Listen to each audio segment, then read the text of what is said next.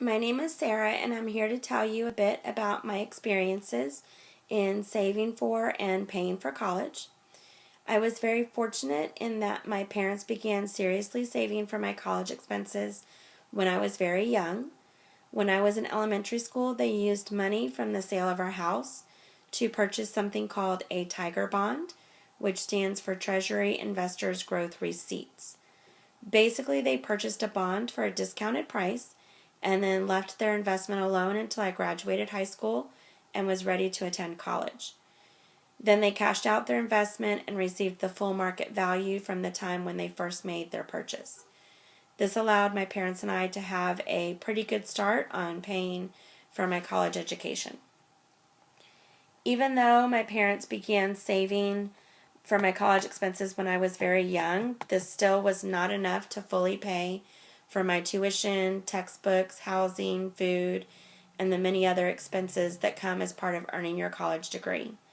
I applied for scholarships during high school, and I was fortunate enough to receive a small scholarship from my church that paid out a set amount each semester for the first few years of college.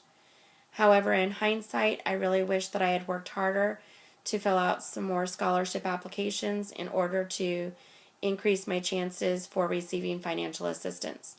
There are organizations out there that would love to contribute to your future success, especially if you've worked hard in school. You just have to find them and let them know who you are. For the first year of college, I did live at my parents' house, and I made the hour-long drive to class each day. After the first year, though, this became pretty exhausting, and we realized that I needed to move into town. I ended up finding an apartment to rent, which meant I now had the added monthly expenses of rent, utilities, and food. These expenses can really start to add up, and that wasn't even counting if I wanted to spend a night out at the movies or go to dinner with some friends. So I ended up finding a part-time job at HEB for the rest of my college years in order to help with the expenses while my parents continued to provide money for tuition and textbooks each semester. I also took out a small student loan to help my parents once the money they had saved was spent. Even though the loan amount was very small, it still took me a very long time to pay it off. This was because I was only able to make the minimum payment due each month, which meant that the majority of my payments were going to pay off the interest that was accruing monthly instead of being applied towards the principal amount of my loan.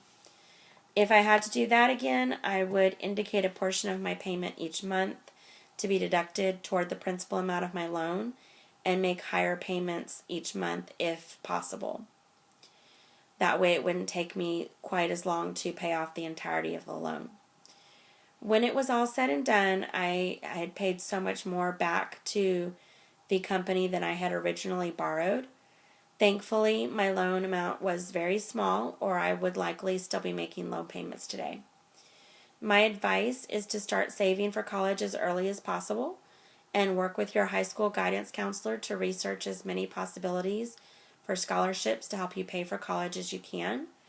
The more assistance you can get from these donors, the less likely you are to be stuck paying on student loans later.